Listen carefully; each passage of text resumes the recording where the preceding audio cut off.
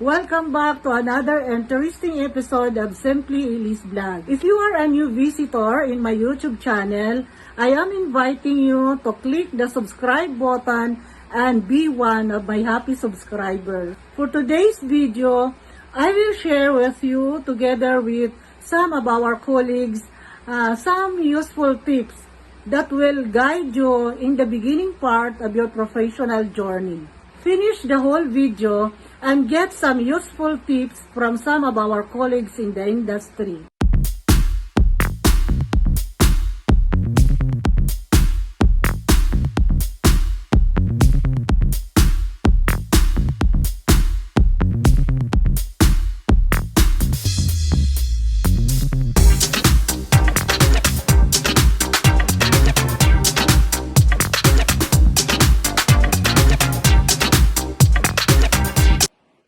Hello guys, ako si Alidia Soberano, kasalukuyang head ng Medical Social Service at Dr. Jose N. Rodriguez Memorial Hospital. I've been in the hospital for almost 36 years now. Ang payo ko sa inyo, mga social workers, ay enjoy nyo lang yung work nyo. Magtrabaho kayo ayon sa inyong sinumpaang tungkulin. Tulungan nyo ang inyong mga pasyente, ang mga lumalapit sa atin. If nagkamali, go lang kayo. Magtanong sa mga supervisors, magtanong sa mga kasama. Sa tala, during pandemic, dyan na-test yung aming unity. Ang hospital namin ay isa sa COVID referral hospital. Alam natin na ang pandemic ay nakakatakot dati. Pero dahil sa aming teamwork, sa aming unity, naging strong ang social service. Kaya makapasok ang isa o hindi, tuloy ang serbisyo dahil sa pagkakaisa, dahil sa teamwork namin.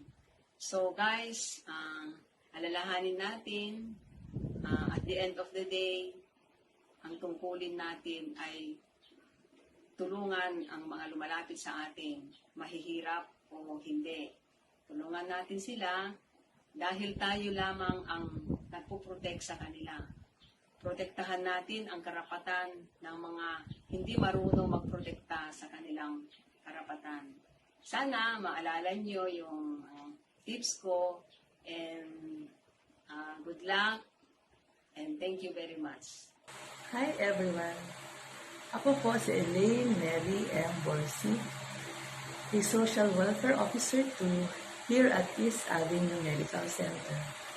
It has been 16 years when I entered this facility, just wanting to have a working environment different from NGO where I came from. At first, there were a lot of adjustments and challenges in the workplace. Madami akong natutunan sa aking mga colleagues before.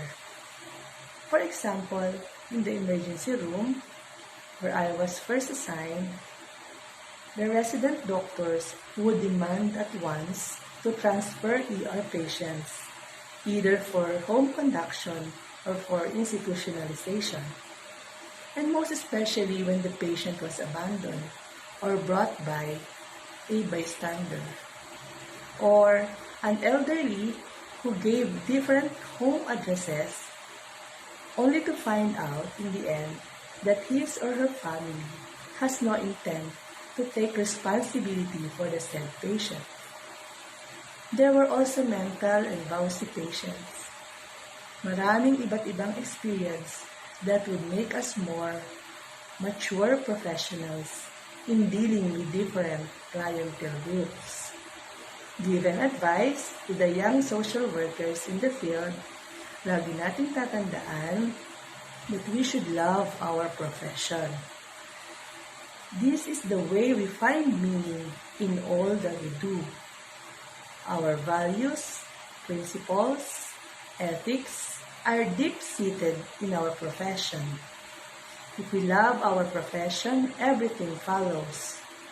Being open-minded to ideas and learnings, being able to adjust to new structures and strategies, being able to accept mistakes and learn from it, and finally, lagi nating tatandaan na nandito tayo upang magsilbi sa mga taong nangangailangan ng tulong sa atin. Maraming salamat po. Hello guys, I'm Aileen Nebreja Sanchez and presently I am a medical social worker dito po sa East Avenue Medical Center at ako po ay naimbitahan ng aking boss na mag-share sa kanyang YouTube channel with the topic tips for beginner social worker, what you should do and must not do. Ang first tip ko lang doon sa mga bagong social worker is know yourself, know where your heart is. Kasi mahalaga po na alam natin kung saan po yung puso natin. Kasi sa paghahanap ng trabaho, kailangan alam mo kung ano yung interest mo. Kasi pag nag-work na po tayo, especially as a social worker, stressful po talaga ang ating nagiging trabaho. So kung alam mo kung anong trabaho ang magpapasaya sa'yo at masaya ka sa ginagawa mo, hindi ka mabuburn out dun sa trabaho na napili mo o sa field ng social work na napili mo. Katulad dito sa hospital na everyday stressful. Tsaka alam naman natin na kahit sa ang field, stressful talaga ang trabaho ng social worker kasi we help our clients solve their problems. And always remember to do your best sa lahat ng ibibigay sa'yo sa work ng iyong supervisor. Kasi hindi lang para sa sarili mo. Because ako personally, ginagawa ko talaga ang best ko sa lahat ng naibigay sa akin na task or roles at saka sa functions at duties and responsibilities ko. Kasi I do believe na hindi lang para sa sarili ko kaya ako naging isang social worker. I am doing my best because yun yung kumbaga ibinigay sa akin na tungkulin bilang isang social worker na gawin ko ang best ko para doon sa aking kliyente. So parang I owe what is best for my client. And ako ay guided ng advice ng aking tatay. Sabi niya sa akin nung bago ako magtrabaho, sabi niya, pag kayo ay nakakuha na ng trabaho, mahalin nyo ang inyong mga trabaho. So, kasi sabi niya, pag mahal nyo yung trabaho nyo, mamahalin din kayo ng inyong trabaho. So, isa din iyon na dahilan kung bakit ginagawa ko talaga ang best ko sa lahat ng aking ginagawa dito sa aking trabaho. Another tip na gusto ko sa inyong mai-advise is kapag nasa trabaho ka na at tinutupad mo na yung tungkulin bilang isang social worker, kailangan keep yourself updated sa new trends ng ating profession. Kasi makakatulong yon na mai-provide mo yung best for the best interest ng iyong clients. So, kahit na hindi ka na nag-aaral, kailangan magbabasa ka pa rin ng mga makakatulong sa'yo na makagain ng new knowledge, new skills na makakatulong sa'yo sa pagtupad ng tungkulin mo bilang isang social worker. And another tip, always ask for the guidance and advices din ng inyong mga co-worker, lalo na yung mga matatagal na dito sa trabaho na inyong gagampanan. Kasi isa yun sa mga makakatulong sa'yo to gain more knowledge, skills doon sa pagtatrabaho mo, kung saan mang field of practice ka nandoon.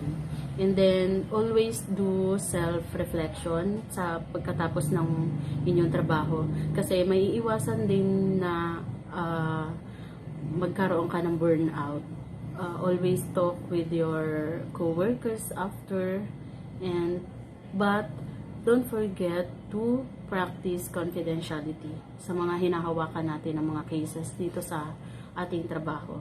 And then, yung self-reflective kasi, magiging way mo rin yun to assess yourself. Ano ba yung nagawa ko today? Meron ba akong maling nagawa? And so that on the other day na gagampanan mo ulit ang inyong trabaho, hindi mo na siya ulit gagawin if nakita mo na yun ay hindi nakakatulong sa pagtupad mo ng inyong trabaho.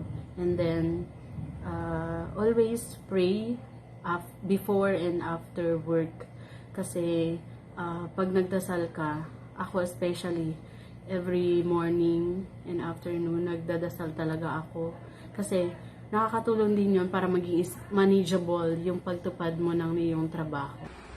Being a beginner social worker, kakaumpisa mo pa lang sa trabaho mo, it can really be stressful. And if you do not know how to manage it, you will end up quitting your job, giving up your job, and you lose your opportunity to grow in your chosen career.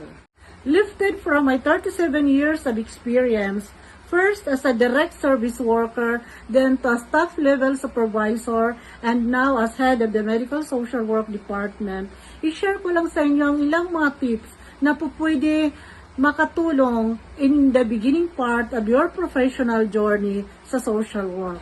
In no particular order, a beginner social worker must ask question. By asking question, it will open to new learnings, to new knowledge that will be beneficial to you as a new social worker. Remember, the more we know, the more valuable we will be. Ask question. If you're in doubt, magtanong sa kasamahan, magtanong sa senior social worker o sa supervisor. You are not expected to know everything. Number 2, consult your senior social worker, your supervisor, if a particular situation or problem requires her ideas, her inputs, or suggestions. Next is, you should familiarize with your agency's vision, missions, goals, and core values, as well as with your department, because your actions, your behaviors should be aligned to this goal. Next, don't be sad, don't be upset if your attention is called for minor errors. Instead, accept it, learn from it, and move on. Expected po yun as a beginner social worker, as a newcomer in the workplace, magkakamali ka in the process. But, ang importante, you learn from these mistakes at iwasan na magkamali ka ulit. Moving on, a social worker, kahit bago ka man sa trabaho mo or matagal na sa trabaho mo, we should allow some time of reflection. Halaga sa isang social worker to be reflective. Try to give some time for reflections. Nagawa ko ba yung aking mga dapat gawin? What have I done today? Nagawa ko ba yung aking dapat gawin? Yung mga aking mga for follow-up, yung aking mga to-do list ko? Nagawa ko ba yon? Or kung hindi man, try to prioritize them the next day. If you are feeling down and overwhelmed sa dami ng mga ginagawa ng isang social worker, sa daming caseload, sa daming paperworks, and is thinking of giving up, balikan mo yung reason kung bakit kinuha mo, ginusto mo ang maging isang social worker. Remember, we are privileged to help these people in need. Next tip is managing our time wisely. Totoo naman na maraming trabaho ang social worker. Pero we can do it by planning our activities for the day. May papayo ko lang ay make a daily plan of activities. For example, patients or clients for follow-up, for home visit, or a case conference to be attended, or coordination meeting with our partners. Dapat yan nakasulat sa to-do list for the next day. Sinabi ko kanina, in no particular order. So itong tip na to is, during orientation, you should listen attentively, jot down notes for your reference. Your agency or your department has a manual, find time to read it kasi yan ay reference mo and will guide you in the process. And then, kung ikaw ay baguhan pa lamang, avoid making absences, be punctual. Remember, first impression lasts. Ito ay importante din. Lalo't lalo na kung ikaw ay baguhang social worker, nag-uumpisa ka pa lang, try to reward yourself, even for small victories. Lastly, My parting words for this particular episode: if you are a social worker who is open to new learnings with an endless quest for new skills, for new ideas, the better social worker you will be in the future.